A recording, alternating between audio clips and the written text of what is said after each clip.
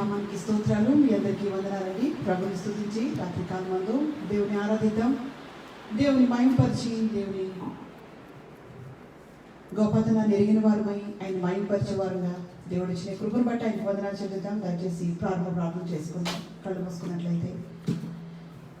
కృపలైన ప్రభువా, పరలోకముందర మా తండ్రి పరిశుద్ధుడా, మీ ఘనమైన ఉన్నతమైన మహోన్నతమైన నామానికి వేల కొద్ది వందనాలైన స్తోత్రాలు. రాజులకు రాజు, ప్రభువులకు ప్రభు, దేవతలకి దేవుడు, అన్ని నామముల కంటే పైనామం ధరించిన ఘనమైన మహారాజు, సమస్తాన్ని సృజించిన మా సృష్టికర్త మీరు, సర్వశక్తిమంతుడా మీకు వందనాలు.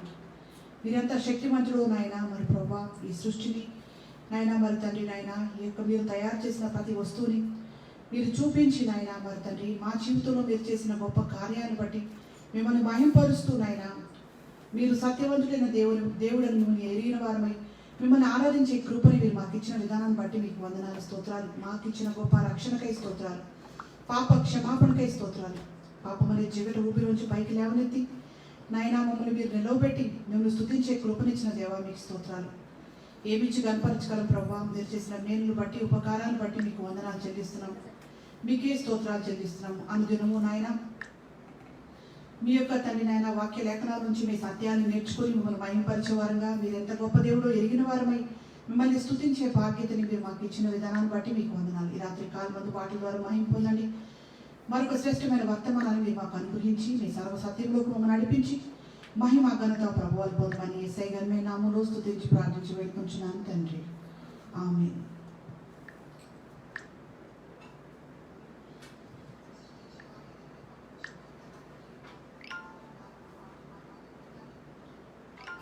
अगर కలిసి ఒక హిందీ పాటను పాడదామండి. ईशु मेरे साथ है, ईशु मेरे अंदर है, ईशु को मैं पहनी हूँ, मुझ में वो जिंदा है అనే పాటను పాడి యేసు నామాన్ని కనపరుద్దామండి.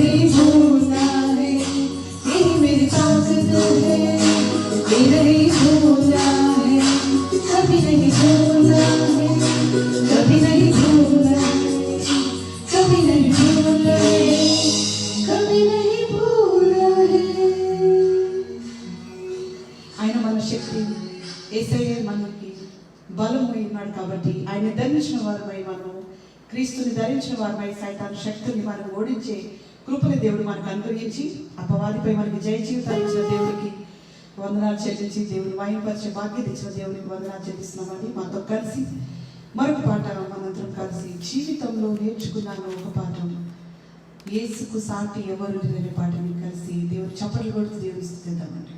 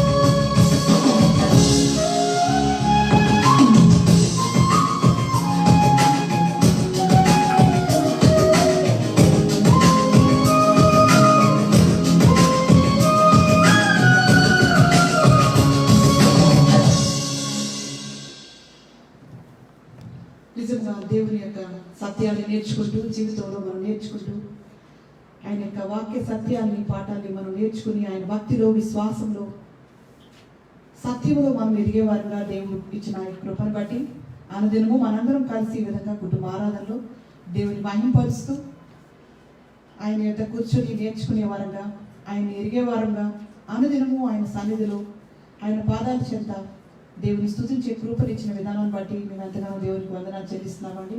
మీరు కూడా మాతో కలిసి కుటుంబ ఆరాధనలో 1 గంట సమయాన్ని దేవునికి ఇచ్చి, దేవుని యొక్క ఆశీర్వాదాన్ని, శాంతిని, సమాధానాన్ని, రక్షణ ఆనందాన్ని మీరు పొందుకుంటున్నారని నమ్ముచున్నాం. శ్రేష్టమైన వాక్యాలతో మనం అనుదినము తృప్తిపరచబడి, దేవుడు సత్యవంతుడు, ఆయన సత్య మార్గంలో మనల్ని నడిపించేవాడు, పరిశుద్ధాత్మ దేవుడు మనల్ని సర్వసత్యంలోకి నడిపించేవాడని మనం తెలుసుకుంటున్నాం. కాబట్టి ఆ దేవుడు మనల్ని సర్వసత్యంలోకి నడిపిస్తూ మన కొరకు సిద్ధపరిచిన స్థిరమైన ఆశీర్వాదాన్ని, స్థిరమైన స్వాస్యాన్ని, స్థిరమైన దీవెనని దేవుడు మనకు సిద్ధపరిచాడని పైన వాటిని మనం మనసు పెట్టి ఈ భూ సంబంధమైన శ్రమల వైపు కాకుండా దేవుని వైపు చూసినప్పుడు ఆయన ఇచ్చే చెప్పనాశక్యమైన సంతోషాన్ని మనం పొందుకుని ఆయన మహిమపరుస్తాం. కాబట్టి అనుదినము మీరు మాతో కలిసి దేవుని స్తుతిస్తూ, దేవుని సేవిస్తూ, దేవుని వాక్యాన్ని మీరు మానక వింటున్నారని నమ్ముతున్నాం. ఇంకా మీ బంధువులకి, స్నేహితులకి ఈ వాక్యాన్ని షేర్ చేసి వారు కూడా దీవించబడడానికి, దేవుడిచ్చే ఆ సమాధానాన్ని వారు కూడా పొందుకోవడానికి మీ వంతు కృషి మీరు చేస్తున్నారని నమ్ముతున్నాం. ఈరోజు రాత్రి కాలం మంది కూడా దేవుని యొక్క శక్తివంతమైన వర్తమానాన్ని విందాం.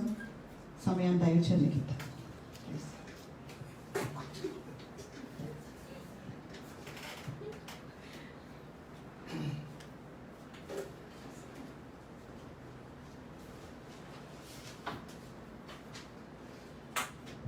దేవునికి స్తోత్రాలు. కూడి వచ్చిన మీకు అందరికీ వందనాలు. ప్రతిరోజు ఈ విధంగా మనం దేవుని వాక్యాన్ని ధ్యానం చేసుకుంటూ దేవుళ్ళలో మనం ఇంకా ముందుకు కొనసాగడానికి ప్రభు మన అందరికీ ఇచ్చినటువంటి కృపను బట్టి మనం ఎంతగానో దేవుడికి వందనాలు చెల్లించాం. దేవుడు ఎవరు అనేటువంటి సత్యాన్ని మనం వింటూ ఇవాళ 25వ ఎపిసోడ్కి వచ్చాం. 26th episode. కనుక దేవుడు ఎవరు అనే విషయం చాలా అద్భుతమైనటువంటి సబ్జెక్ట్. చాలాసార్లు మనం దేవుడు ఎవరు తెలుసుకోకపోతే ఆ దేవుణ్ణి మనం ఆరాధన చేయలేం, స్తుతించలేం. సో ఆరాధనలో ఎప్పుడు కూడా 2 భాగాలు ఉంటాయి. వర్షిప్ చేయడంలో 2 భాగాలు, అంటే గట్టిగా అరిసేయడం, కేకలేయడం, గట్టిగా పాటలు పాడడం, లేకపోతే పాటల్ని చాలా స్పీడ్గా తరివేయడం, డప్పు కొడుతుంటే బాగా స్పీడ్ వెళ్ళిపోవడం, అది ఆరాధన అనుకుంటారు కొంతమంది. ఆరాధన అంటే గట్టిగా పాటలు పాడడమే ఆరాధన అనుకుంటారు. స్పీడ్గా పాట పాడేసి మనుషులు ఎగిరిపోతే, గంతులేసేస్తుంటే అబ్బా మనం ఆరాధనలో ఉన్నాం. ఆరాధన అంటే కేవలం పాటలే కాదు. ఆరాధన అంటే మన జీవితము ప్రారంభం నుండి మన ముగింపు వరకు కూడా ప్రభువుని ఆరాధిస్తూనే ఉంటాం. చర్చ్కి వెళ్తే కేవలం పాటలు పాడటమే ఆరాధన కాదు, వాక్యం వినుట కూడా ఆరాధనే. దేవునికి మనం ఇచ్చే కానుకలు ఇచ్చే సమయం కూడా ఆరాధనే. when you worship God, దేవుణ్ణి గణపరిచేవారు చూసారు. కేవలం పాటల ద్వారానే దేవుణ్ణి గణపరచడమా? దేవుని వాక్యం ఏం చెప్తుంది? నీ రాబడంతట్లో ప్రథమ ఫలం, నీ ఆస్తిలో భాగమును ఇచ్చి నీ దేవుని యెహోవాను గణపరచుము. So you are honoring God and praising God by giving your offerings and your tithes. దేవునికి ఇచ్చుట ద్వారా కూడా మనం దేవుణ్ణి ఆరాధిస్తాం. ఆయన వాక్యం వినుట ద్వారా కూడా మనం ఆరాధిస్తాం. ఏమి నువ్వు అరవకుండా, పాటలు పాడకుండా, సైలెంట్గా కూర్చొని నువ్వు ఏడుస్తున్నా దేవుణ్ణి ఆరాధించినట్టే.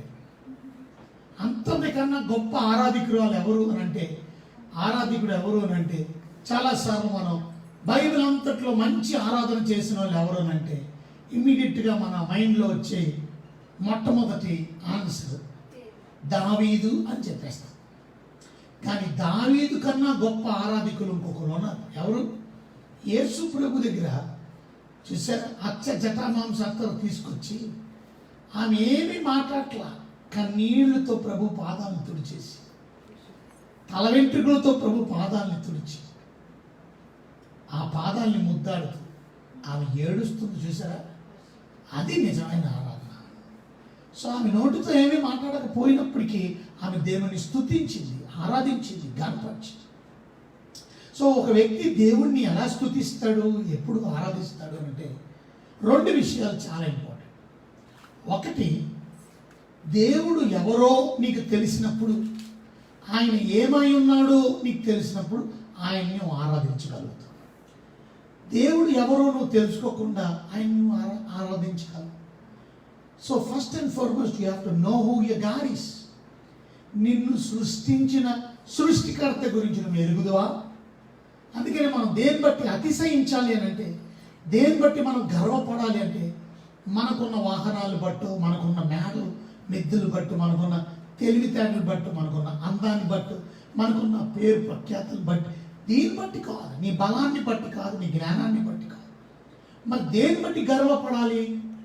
బైబిల్లో ఇర్మియా గ్రంథంలో రాసి ఉంటుంది ఏమని? ప్రభువుని గురించి తెలుసుకునుట యందు నువ్వు అతిశయించాలా. నువ్వు అతిశయం దేని బట్టి అంటే, because I know my God. నా దేవుని గురించి తెలుసుకునుటలో ఉన్న అతిశయము, ఆ ఆనందం లేదు. అంటే చాలాసార్లు మనం దేవుని గురించి తెలుసుకోకపోతే ఆయన్ని మనం ఆరాధన చేయలేము. ఇక 2 భాగంలోకి వస్తే, మొదటిది ఆయన ఏమై ఉన్నాడో తెలుసుకొని ఆరాధించగలం. ఇక 2 భాగానికి వస్తే దేని బట్టి దేవుని స్తుతిస్తావంటే, ఆయన చేసిన మేలులను బట్టి స్తుతించాలి. So who God is, what he has done for you, నీ కొరకు ఏం చేశాడు. సో ఆరాధనలో ఈ 2 మాటలు గుర్తు చేసుకోవాలి. When you worship God, whether you sing, whether you dance, whether you sit there, whatever you do, 2 things you have to remember. 1, who God is, దేవుడు ఎవరు, and what he has done, ఆయన నా జీవితంలో ఏం చేశాడు. అప్పుడు మన ఆరాధన ఎంతో అద్భుతంగా ఉంటుంది. కనుక మొదటి భాగంలో దేవుడు ఏమై ఉన్నాడో మనకు తెలియకుండా ప్రభువుని మనం ఆరాధన చేయలేము.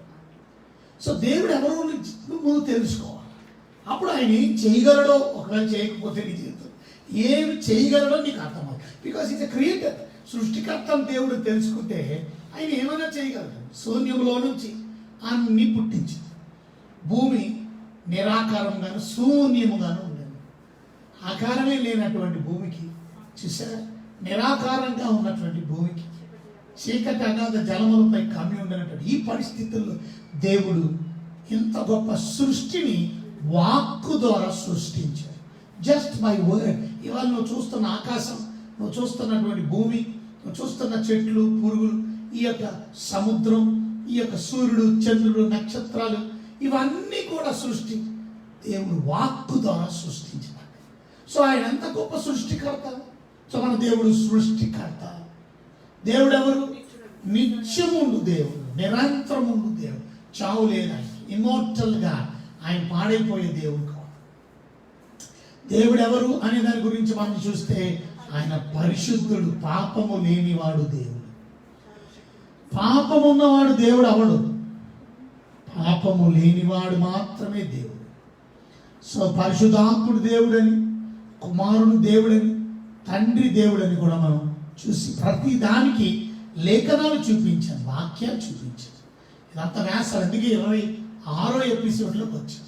ఒకవేళ మీరు మిస్ అవుతే కిందకి వెళ్ళే కొద్ది ఎపిసోడ్స్ దొరుకుతూనే ఉంటాయి. 20, కొంచెం కిందకి వెళ్ళండి 15, ఇంకా కొంచెం కిందకి వెళ్ళండి 10, ఇంకా కొంచెం కిందకి వెళ్ళండి 5, అలా 1వ సర్మన్ కూడా మీకు దొరుకుతాం. Who is God. ఇందులోనే మనం చూసాం దేవుడు ఆమ్నిపోటెంట్, సర్వ శక్తిమంతుడు, ఆల్ పవర్. పరిశుద్ధాత్ముడు ఆల్ పవర్, యేసుక్రీస్తు ఆల్ పవర్, తండ్రి అయిన దేవుడు ఆల్. అలాగే సర్వాంతర్యామి, ఆల్మైన్ చెప్పిందే మళ్ళీ చెప్తున్నాను. ఎందుకంటే so that you should not forget who God is. దేవుడు ఎవరు నువ్వు మర్చిపో. ఆయన సర్వవ్యాపకుడు, సర్వాంతర్యామి, సర్వాంతర్యం, ఆమ్ని ప్రెసెంట్. దాని తర్వాత ఆమ్నిషియంట్ అంటే అర్థం ఆమ్ని సైన్స్. ఆమ్ని అంటే సర్వ జ్ఞానం. మనిషికున్న కొంచెం జ్ఞానంతోనే దేవుడినే ప్రశ్నించేస్తాడు, దేవుడి మీదే తిరుగుబాటు చేస్తాడు. మన జ్ఞానం ఏ పాటిది చూసారు? ఆయన జ్ఞానం అపారమైంది. జ్ఞానము కలిగిన మన దేవుడు తండ్రి జ్ఞానం, కుమారుని జ్ఞానం, పరిశుద్ధాత్మ జ్ఞానం చూసారు, సర్వ జ్ఞానం. సో దేవుడు ఎవరు అనేది మనం చూసుకుంటూ వచ్చి, దేవుడు సత్యవంతుడు, హోలీ గాడ్ అని చూసాం. The truthful God. ఆయన తండ్రి సత్యము, నమ్మదగిన దేవుడు. అందుకే నమ్మొచ్చు, ఆయన్ని నమ్మొచ్చు. అబద్ధం దేవుడు కావాలి, నిజమైన దేవుడు ఆయన. అబద్ధ దేవుళ్ళు ఉన్నారా? ఉన్నారు. కనుక నువ్వు ఆయన చెప్పింది నమ్మొచ్చా? నమ్మొచ్చు.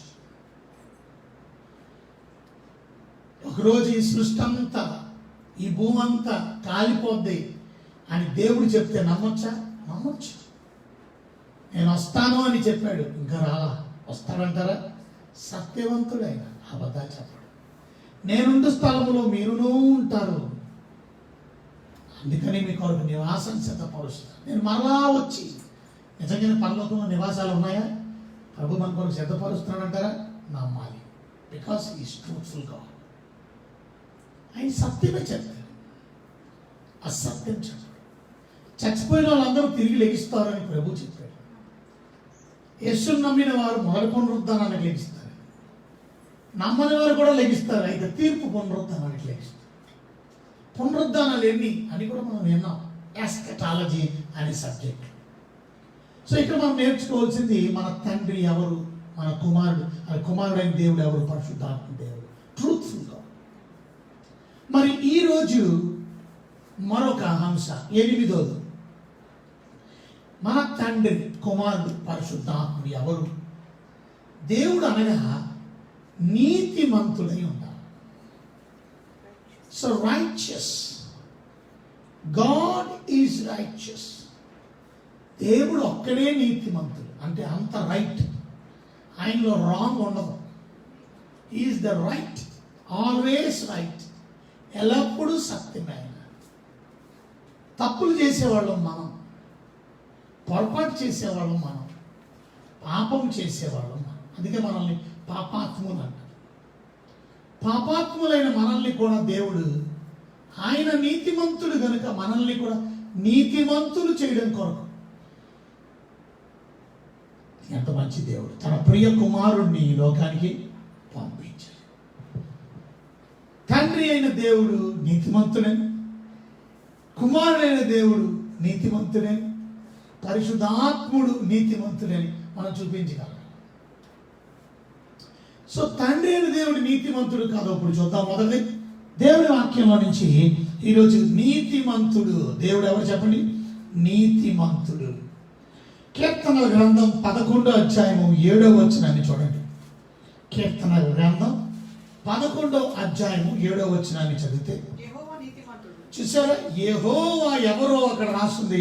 యెహోవా నీతిమంతుడు, యెహోవా నీతిమంతుడు, ఆయన నీతిని ప్రేమించువాడు. యెహోవా నీతిమంతుడు, ఆయన నీతిని ప్రేమించువాడు. So who is God? God is righteous. So దేవుడు నీతిమంతుడు. మన దేవుడు నీతిమంతుడు అనే విషయాన్ని మనం అర్థం చేసుకోవాలి. ఆయనలో ఏ పాపము లేదు. నీతిమంతుడు మాత్రమే దేవుడు. నీతి లేకుండా దేవుడు ఎలాగవుతాడు? కొంతమంది కొన్నిసార్లు ఆడికి నీతి లేదండి, ఆమెకి నీతి లేదు, అసలు నీతి లేదు అంటే ఏంటి అర్థం? వాళ్ళకి అసలు కరెక్ట్ లేదు, వాళ్ళ రైట్ పీపుల్ కాదు, వాళ్ళు నాకు మోసం చేశారు, చీట్ చేశారు అని నీతి లేదని చెప్తారు. సో దేవుడు ఎవరు? నీతిమంతుడు. మరి మనుషులు ఎవరు? మరి ఎవడైనా ఒక్కడైనా నీతిమంతుడు ఉన్నాడా అనేది మనం చూస్తే, రోమిలికి రాసిన కొన్ని పత్రికలో 3వ అధ్యాయం 11వ వచనం చదివితే, నీతిమంతుడు లేడు, ఒక్కడును లేడు. అంత విచారకరమైన, not even a single person. చూడండి, నీతిమంతుడు లేడు, ఒక్కడును లేడు. గ్రహించువాడును లేడు, దేవుని వెదకువాడు ఎవడునూ లేడు. దేవుణ్ణి వెదకేవాడు ఒక్కడును అందరూ లేడు. అందరూ త్రోవ త్రోవ తప్పి తప్పి ఏకముగా ఏకంగా పనికి మాలయ్యా. దేవుడు ఎంత హార్ష్గా మాట్లాడుతున్నాడో చూడండి. మానవుల గురించి దేవుడు ఎంత ఆయన మాట్లాడుతుంటే ఎంత క్రిటికల్గా అనిపిస్తుందంటే, ఎంత గట్టిగా మాట్లాడుతున్నాడంటే, మనుషుల గురించి ఆయన చెప్తున్న మాట, నీతిమంతుడు లేడు, ఒక్కడునూ లేడు. మొహమాటం లేకుండా హార్ష్గా చెప్తున్నాడు ఆయన, క్రిటికల్గా చెప్తున్నాడు ఆయన, చాలా కష్టంగా చెప్తున్నాడు ఆయన. ఒక్కడు లేడు. ఇంకా ఏమని చెప్తున్నాడు? నీతిమంతుడు లేడు, ఒక్కడు కూడా నీతిమంతుడు కాదు మనిషి. గ్రహించువాడు ఎవడునూ గ్రహించేవాడు లేడు, దేవుని వెదకువాడు లేడు. దేవుణ్ణి వెతికేవాడు లేడు. అందరూ అందరూ త్రోవ తప్పి ఏకంగా పనికి మాలలో అయ్యారు అన్నాడు దేవుడు. పనికి మాలలో చూసారు, కొంతమంది పనికి మాలవాడు అని తిరుగుతాం మనం. చూసారా, మన పిల్లల్ని కూడా కొన్నిసార్లు అలా పనికి మాలవాడు చేశాడు, అలాంటి పనికి మాల పని అని అన్నాం. పనికి మాలవాడు తిరుగుతాం. సో దేవుడు అంటున్నాడు మనుషుల్ని పనికి మాలవాడు. ఎందుకు ఎంత గట్టిగా మాట్లాడుతున్నాడు? ఎందుకంటే దేవుడు మనిషిని తయారు చేసినప్పుడు దేవుడు చాలా మంచివాడిగా తయారు చేశాడు, చెడ్డవాడిగా దేవుడు తయారు చేయలేదు. ఆది కాండంలో 1:31 మనం చూస్తే అంతా దేవుడు సృజించి, స్త్రీని కానీ పురుషుని కానీ సృజించి, అది చాలా మంచిదిగా దేవుడు సృజించి. చదవండి 31. దేవుడు తాను చేసినది యావత్తును చూచినప్పుడు అది చాలా మంచిదిగా ఉండేది. అస్తమైన ఉదయం కలుగుగా 6వ దినం. సో దేవుడు ఏం చేశాడట? చాలా మంచిదిగా సృష్టించాడు. తాను చేసిన యావత్తును చూచినప్పుడు అది చాలా మంచిది. దేవుడు చేసిన ప్రతిదీ మంచిది, మనిషిని మంచిగా దేవుడు సృష్టించాడు. అయితే ఎప్పుడైతే 3వ అధ్యాయంలోకి ఎంటర్ అయ్యామో, సాతాను వచ్చి అవ్వమ్మని ప్రేరేపించడం, అవ్వమ్మ పాపం చేయడం.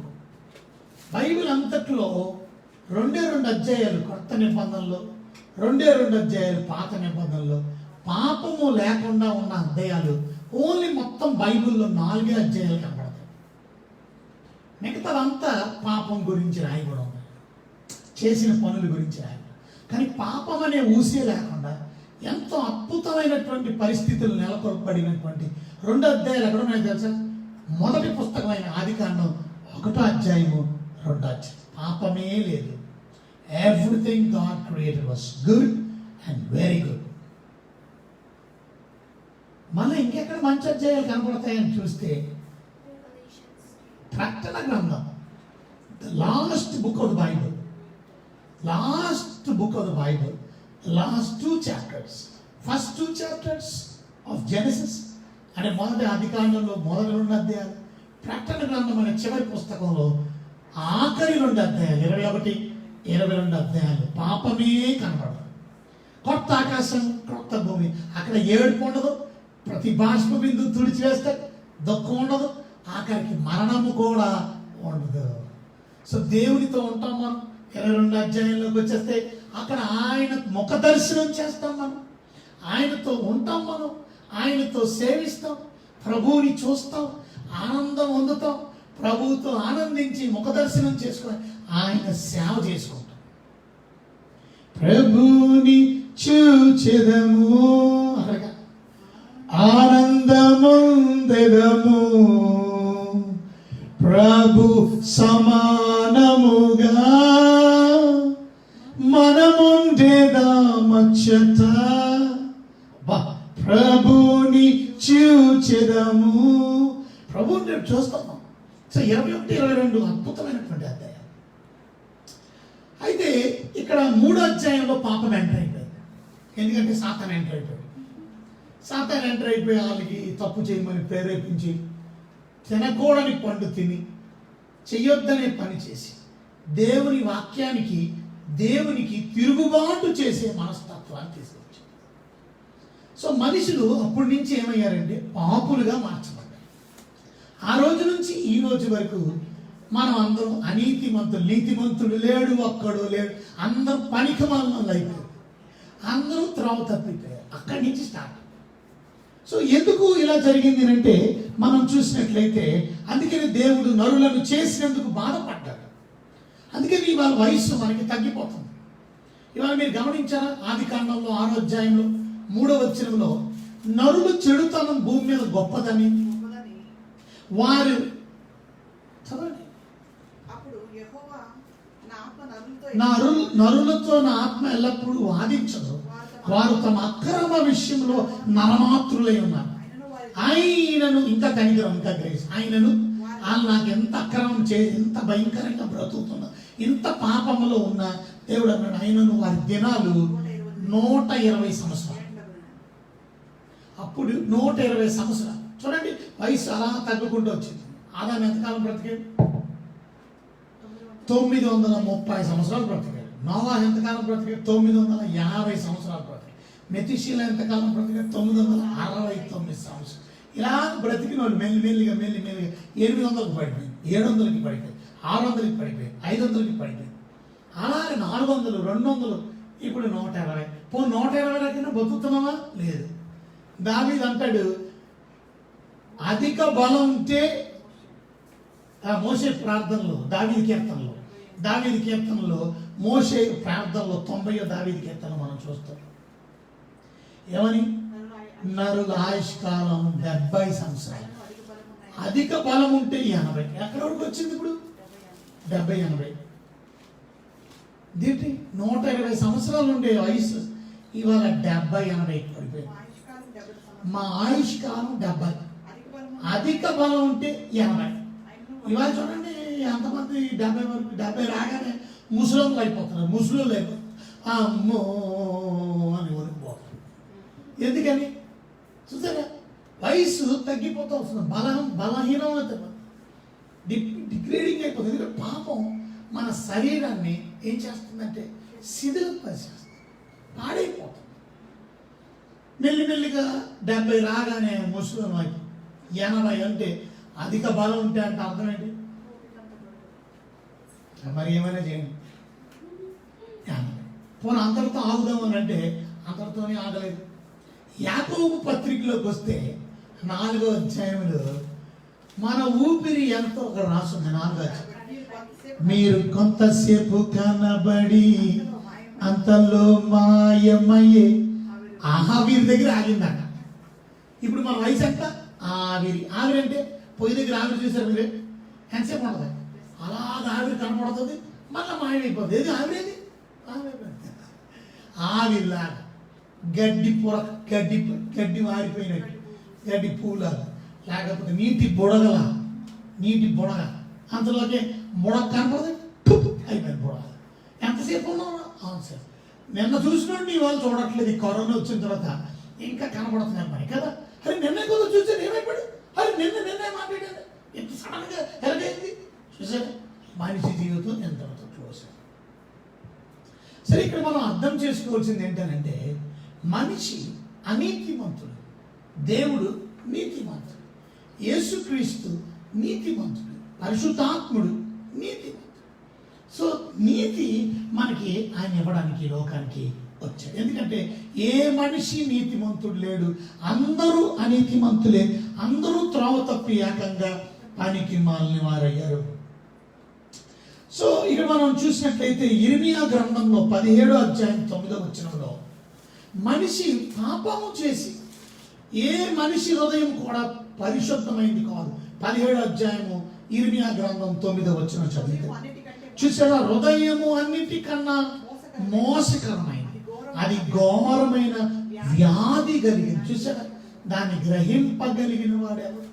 ఇంత బాధగా అంటే హృదయము వికెట్నెస్. నీతి ఎక్కడ ఉంటుంది? నీతి లేకపోవడానికి కారణం మన హృదయం మోసంతో నింపబడింది. దేవుడు మోసగాడు కావాలి, మనుషులు మోసగాడు. అందుకని ఆయన నమ్మదగిన వాడు, ఆయన నీతిమంతుడు. నీతి లేదు అని అంటాం, ఎందుకని? వాడు మోసగాడు కాదు. దేవుడు నీతి కలిగిన వాడు, దేవుడు రైట్ కాదు. ఈజ్ నాట్ అన్రైట్ కాదు. అన్రైచియస్ మనకు, బట్ గాడ్ ఈజ్ రైచియస్. మన యొక్క వికెట్ హృదయం వల్ల, మన యొక్క చెడిపోయిన హృదయం వల్ల మనం పాడైపోయాం. ఇంకా మనం చూస్తే ఈ అన్రైచియస్నెస్ అంటే ఏంటి? ఈ అనీతి అంటే ఏంటి? అనీతి అంటే అర్థం ఏంటనంటే, ప్రాముఖ్యంగా చెప్పాలి అంటే హృదయము ఘోరమైన వ్యాధి కలిగింది. ఎందుకు? అది వెరీ గుడ్. కుల్లి కపటం. ఒక మాటలో చెప్పాలంటే హృదయము మనిషి ఎప్పుడు సెల్ఫిష్ పర్సన్, వాడి గురించే చూసుకుంటాడు, స్వార్థపరుడు, self centred, selfishness, lover of himself or lovers of themselves. This is called sin. అందుకనే మనలో నీతి లేదు. ఎందుకు నీతి లేదనంటే మనము స్వార్థపరులం. దేవుడు స్వార్థపరుడు కావాలి. మనం స్వార్థపరులం కనుక మనలో నీతి లేదు. దేవుడు నీతిమంతుడు. మనం కూడా అలా నిస్వార్థపరులుగా ఉండాలని దేవుడు కోరుకుంటున్నాడు. నిస్వార్థంతో సేవ చేయాలని కోరుకో, నిస్వార్థంతో ఒకరికొకరు ప్రేమించాలని కోరుకో. ఇవాళ ఎందుకు ప్రేమిస్తాం? ఇవాళ మీ సంఘాల్లో కూడా చూస్తారా, బాగా తయారైన వాళ్ళ దగ్గరికి వెళ్ళి brothers, praise Lord, sister, friends, ఎందుకు? వాళ్ళతో అవసరం వస్తుందండి. ఎంత చెత్త బుద్ధి అది. ఎవరైనా మంచి చీర కట్టుకోకుండా, మంచి బట్టలు వేసుకోకుండా వస్తే వాళ్ళని మీరు మాట్లాడుతున్నారా? వాళ్ళని మీరు పలకరిస్తున్నారా? వాళ్ళతో మీరు మాట్లాడారు. ఆయన మీ బ్రదర్ కదా, ఆయన మీ సిస్టర్ కదా. ఎంత సెల్ఫిష్ పీపుల్ వీళ్ళు. ఎన్ని సంఘాల్లో చూడడం లేదు మనం. మంచిగా వచ్చిన వాళ్ళని వాళ్ళు కొత్త వాళ్ళైనా సరే పరిచయం చేసుకుంటాం. రైలు బండిలో కూర్చొని ఆడు ఎవడో మనకు తెలియదు, పక్కన ఉన్నోడితో మాట్లాడతాం. ఆ రైలు బండిలో అడుక్కున్నాడు వచ్చాడని తనతో మాట్లాడడానికి ఇష్టపడతామా? ఎందుకంటే ఆడు అడుక్కున్నాడు బెచ్చవేసి పంపించాడు. ఆడెవడో మనకు తెలియదు, కానీ పక్కన కిటికీ పక్కన కూర్చున్నాడు. ఇంకో, మీ పేరేంటండి, ఎక్కడ ఉంటారు మీరు, ఏ ఊరు మీరు, ఏ ఊరు వెళ్తున్నారు, నీకు అవసరమా? కనుక ఎందుకు? ఎందుకంటే మనిషి ఎప్పుడు కూడా స్వార్థపడి ఈ వల్ల నాకు ఉపయోగం ఉంటుందంటే అంత ఫ్రెండ్షిప్ చేస్తారు, ఉపయోగం లేదంటే ఫ్రెండ్షిప్ చేయరు. చూసారా ఎంత? ఇవాళ పాస్టర్స్లో కూడా ఉన్నారు అలా. చాలా అవసరతలకు వాడేసుకుంటారు. మా బైబిల్ కాలేజీలో 450 మంది పాస్టర్లు ట్రప్పీదిపోతారు. 2 తెలుగు రాష్ట్రాల్లో, తెలంగాణ, ఆంధ్రప్రదేశ్లో అద్భుతమైన సేవలు చేస్తున్నారు. ఎంతమంది ఇప్పటికీ కృతజ్ఞత కలిగి ఫోన్లు చేసి మాట్లాడగలిగే దైవజనులు ఉన్నారు? అవసరతలకు వాడేసుకుంటారు అంతే. అవసరతలకి నేర్చేసుకుంటారు. సర్టిఫికెట్ వచ్చేసింది, డిగ్రీ వచ్చేసింది, నమస్కారం, నీకు ఒక దానం, మమ్మల్ని హింసించావు, బాధ పెట్టావు, పుస్తకాలు రాయిపించావు, థీసిస్లు రాయిపించావు, అది చేయించావు, నిలబెట్టావు, కూర్చోపెట్టావు, ఇక నీకు ఒక దానం, నీ కాలేజీకి ఒక దానం. నాక కృతజ్ఞత లేదు. చాలా మంది, కొంతమంది ఉన్నారు ఇక్కడ బైబిల్ కాలేజీలో 5 సంవత్సరాలు చదివిన వాళ్ళు కూడా ఇప్పటికే నా ఫ్రెండ్స్ ఉన్నారు. అంటే అందరూ నా ఫ్రెండ్సే, కానీ కృతజ్ఞత లేకుండా ఉన్న వాళ్ళు చాలా మంది ఉన్నారు. అవసరతలకే వాడుకుంటారు కొంతమంది. అదే సెల్ఫిష్నెస్ అంటారు, స్వార్థం. అవసరం ఉంటేనే ఫోన్ చేస్తారు, అవసరం లేకపోతే ఫోన్ చేయరు. అవసరం ఉంటేనే, అక్కర ఏదైనా ఉంటే, వారికి ఏదైనా అవసరం వస్తే, వారికి ఏమైనా ఇబ్బంది వస్తే, వారికి ఏదైనా శ్రమ వస్తే, వారికి ఏదైనా అనారోగ్యం వస్తే, అది స్వార్థం అవుతుంది. People are selfish people. అందుకనే మనం అన్రైచియస్ పీపుల్, మనం అనీతిమంతులం. కారణం ఎందుకనంటే మనం స్వార్థపరులం కనుక. దేవుడు నీతిమంతుడు ఎందుకనంటే దేవుడు నిస్వార్థపరుడు కనుక. అందరూ బాగుండాలని కోరుకునే ఆయన, అందరూ దీవించబడాలని కోరుకునే ఆయన, అందరూ పరలోకానికి రావాలని కోరుకునే ఆయన. చూసారా, అందరూ నశించకూడదని బైబిల్లో చదువుతాం కదా. ఎందుకని ఆయన ఇంకా రాలేదు? యేసు ప్రభు యొక్క రాకడ ఆలస్యం అవడానికి కారణం ఏంటి? పేతురు గారు రాసినటువంటి 2వ పత్రిక 3వ అధ్యాయంలో 8వ వచనంలో మనం చదువుకుంటాం. ప్రియులారా, ఒక సంగతి మర్చిపోకుండా ఏమనగా, ప్రభు దృష్టికి 1000 దినములు ఒక సంవత్సరం వలెను, 1000 సంవత్సరములు ఒక దినం వలె ఉన్నవి. కొందరు ఆలస్యం ఎంచుకున్నట్లు ప్రభు తన వాగ్దానమును గురించి ఆలస్యం చేయవాడు కాడు గాని, ఎవడునూ నశింపవాలని నిశ్చయింపక అందరూ మారు మనస్సు పొందవాలని కోరుచు మీ ఎడల దీర్ఘశాంతం గలవాడై ఉన్నాడు. అందరూ మారు మనసు పొందాలి. అందరూ అందరూ అందరూ అంటే క్రైస్తవులు అందరూ కాదు. ఏ జాతి, ఏ కులం, ఏ మతం, ఏ రంగు, ఏ దేశం, అందరూ పరలోకానికి చేరాలి. అందరూ నా దగ్గరికి రావాలి. అందరూ ఆ పరలోక మహాభాగ్యాన్ని పొందుకోవాలి. అందరూ పరలోక సంతోషాన్ని పొందుకోవాలి. అందరి కన్నీళ్లు తొలగబడాలి. అందరూ నిత్య జీవాన్ని పొందుకోవాలి. అది దేవుడు ఆకాంక్ష.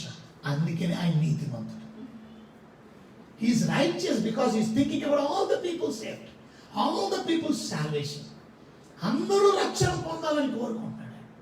అందరూ అంతటా రక్షణ పొందాలి. అపోస్తలుల కార్యాలు 17వ అధ్యాయం అందరూ అంతటా రక్షణ పొందాలి. అది ఆయన కోరిక. ఇవాళ మనం అందరం మారు మనసు పొందాలి. That's God's idea. That's God, because that's the reason he is called righteous. నీతిమంతుడు అంటే అందరూ బాగుండాలి, అందరూ రక్షించాలి, అందరు నా దగ్గర రావాలి. మనం నేను ఒక్కడిని బాగుంటే చాలు, నేను ఒక్కడిని తింటే చాలు, నేను ఒక్కడిని తడవకుండా ఉంటే చాలు, మిగతా వాళ్ళు ఎవరు తడిసిపోయినా పర్లేదు. చూసారా, మనం ఆలోచించాలి వాళ్ళ గురించి. భోజనం లేని నేను ఒక్కటే భోజనం తింటున్నాను, భోజనం లేని వాళ్ళ గురించి ఆలోచించావా? వాళ్ళ గురించి కనీసం భోజనాన్ని పట్టుకెళ్ళగలుగుతున్నావా? ఒక 10 మందినైనా నువ్వు పోషించగలుగుతున్నావు? ఒక 5గురిని, ఒక 2 ఒకరినైనా తిండిలో నీకు భోజనం పెట్టావా? చూసారా, అది ఇంపార్టెంట్. ఎప్పుడు సెల్ఫిష్ సెల్ఫిష్ సెల్ఫిష్, ఎప్పుడు think about yourself. So మనం think about other people. Unrighteousness అంటే ఇది స్వార్థం. ఇంకా అన్రైచియస్ అంటే అర్థం, అనీతిమంతుడు అంటే అర్థం ఏంటంటే, ఇంకా మాటలు మనం చూడాలంటే అనీతిమంతులు అంటే మనం చూసినట్లయితే వారు మొదట చూసాం కదా. అంటే నీతి అంటే అర్థం ఏంటంటే మనకన్నా ఇతరుల్ని ప్రేమించడం, దేవుణ్ణి ప్రేమించడం, అది నీతి. నిన్ను నువ్వే ఎక్కువగా ప్రేమించుకుంటే అది స్వార్థం అవుతుంది. అనీతి అంటే అర్థం ఏంటంటే మొదట చేయవలసిన పని మనం చేయకపోవడం. మొదట నీతిని, రాజ్యాన్ని వెతకమని దేవుని వాక్యం సెలవిస్తుంది. కానీ మనం ఏం చేస్తాం? మనమే మన అవసరతలు అవి ముందు ఉండాలో మొదట చూస్తాం, నా అక్కడ చూస్తాం. మొదట నా నీతిని, రాజ్యాన్ని వెతకడం కాదు. మొదట నా ఉద్యోగం ఎత్తుకోవాలా, మొదట నా తిండి ఏదో ఎత్తుకోవాలా, చూసారా, మొదట నాకు ఏం కావాలి, మళ్ళీ అక్కడ సెల్ఫిష్నెస్.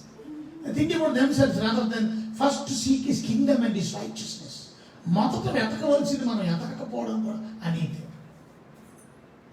అనీతిమంతులు ఎందుకనంటే బికాస్ మనం వెతకవలసినవి వెతకడం రా.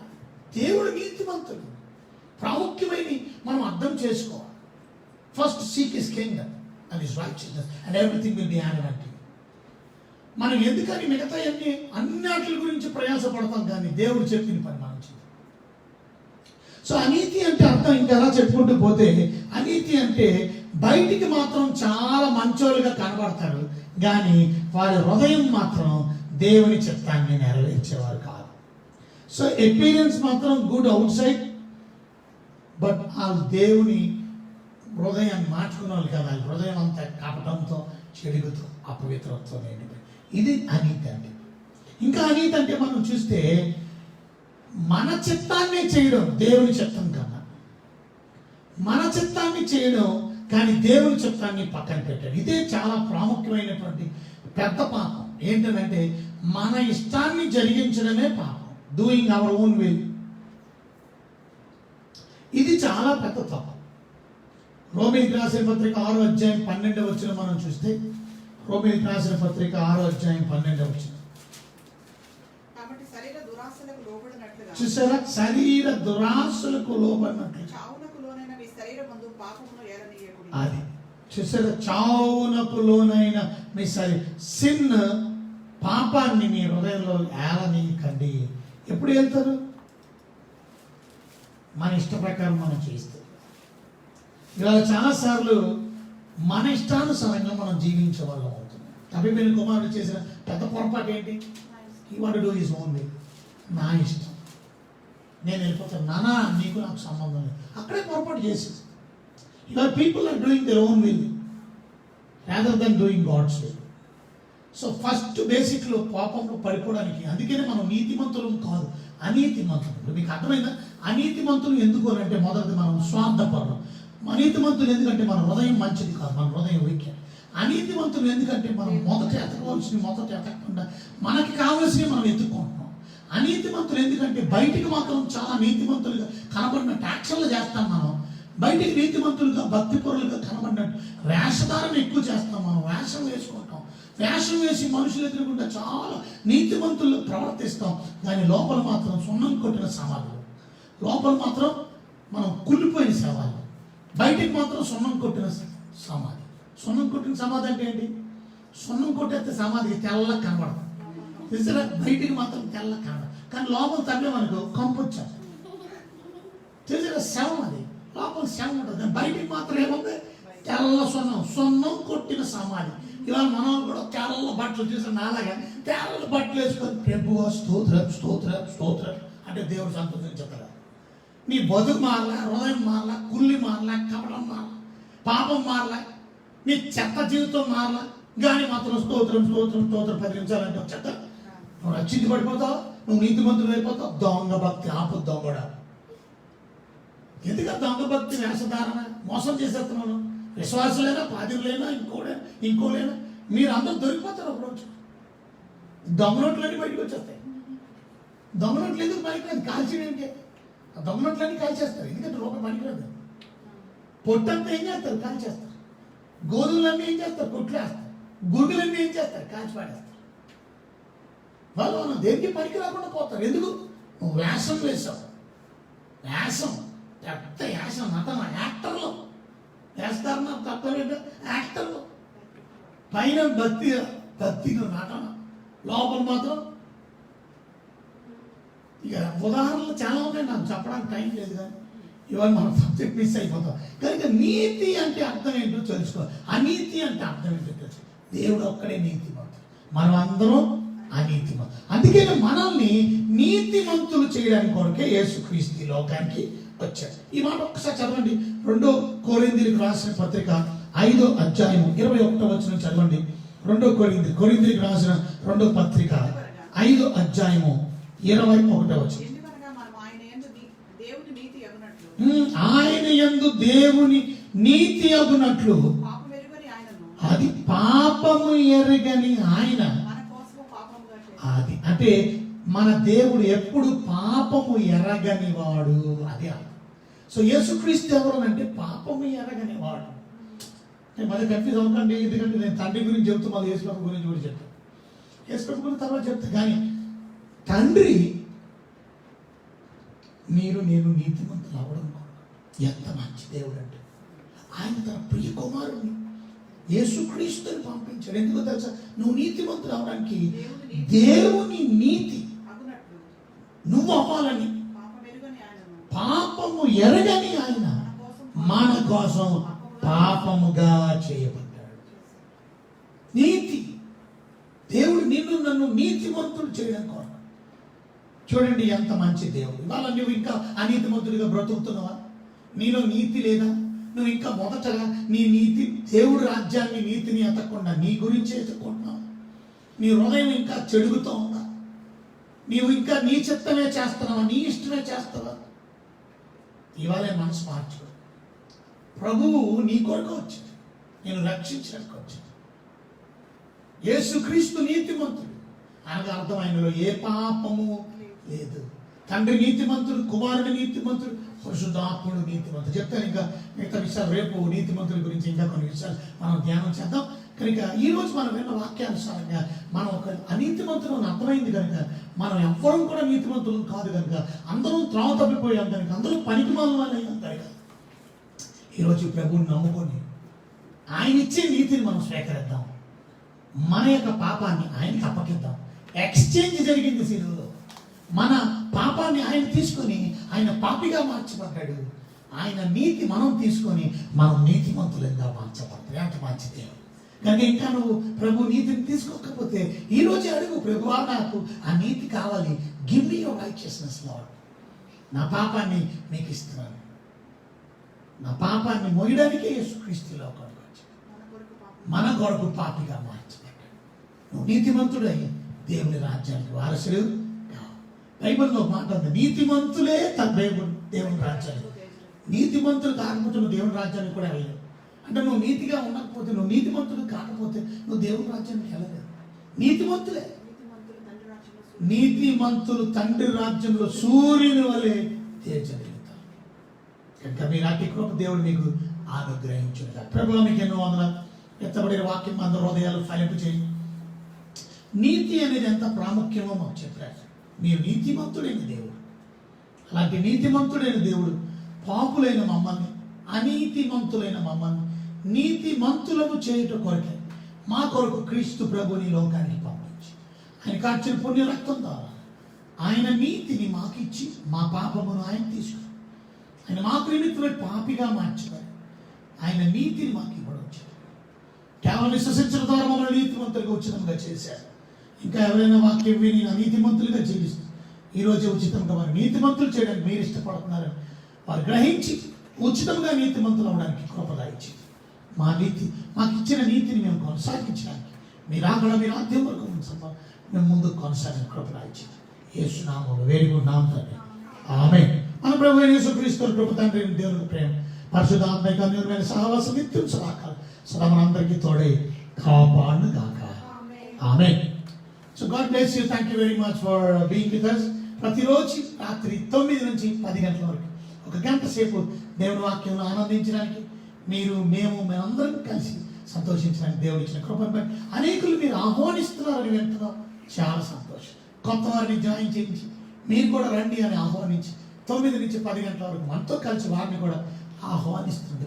ఇంకా చేయకపోతే తొందరగా చేయండి. అందరికీ చెప్తూ ఉండండి. ఈ లైవ్ ఇతరులకు షేర్ చేయండి, ఇతరులకు తెలియపరచండి. రేపు రాత్రి 9 గంటలకు కలుసుకుందాం. అంతవరకు గుడ్ నైట్. Take care.